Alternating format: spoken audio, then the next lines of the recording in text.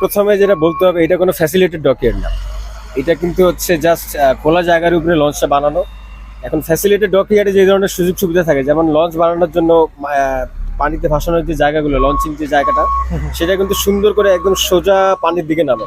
তো সেখানে আমরা যেই ওয়েতেই জাহাজ লঞ্চ করি না কেন, সেটা কিন্তু অনেক সহজ হয়। কিন্তু এখানে কিন্তু মাটি ওরকম না, এবং এটা যেহেতু চরাঞ্চল জায়গা বা নদীর পাশে বালি ভরার জায়গা, একদম বেলে এখানে মাটিটাই কিন্তু- আমরা হ্যাঁ, দেখতে হ্যাঁ, পাচ্ছি। এখানে কিন্তু এই যে বেলুন গুলো যেগুলো আছে, এগুলো কিন্তু সহজে রোল করে না। না। এটা হচ্ছে একটা বড় প্রবলেম, যেটা আমি যারা পানিতে ভাসানোর কাজ করতেছে তাদের সাথে কথা বললাম, যে এখানে মূল প্রবলেম হচ্ছে জাহাজ যখন টানা হয় তখন জাহাজের সাথে এই বেলুন গুলো রোল করে জাহাজের সাথে আগায় না। এটাই হচ্ছে সবচেয়ে বড় বাধা, এবং এই কারণেই বিভিন্ন সময় বিভিন্ন সমস্যা হচ্ছে। ইঞ্জিনের উপর বেশি লোড পড়তেছে, লোড পড়তে গিয়ে দেখা যাচ্ছে গভর্নর উঠে আসতেছে, বিভিন্ন সমস্যা হচ্ছে। এবং একটা সমস্যা যখন দেখা যাচ্ছে, তখন সেই সমস্যা রিকভার করতে আরো 3 থেকে 4 ঘন্টা, ইভেন এক বেলা একদিনও লাগতেছে।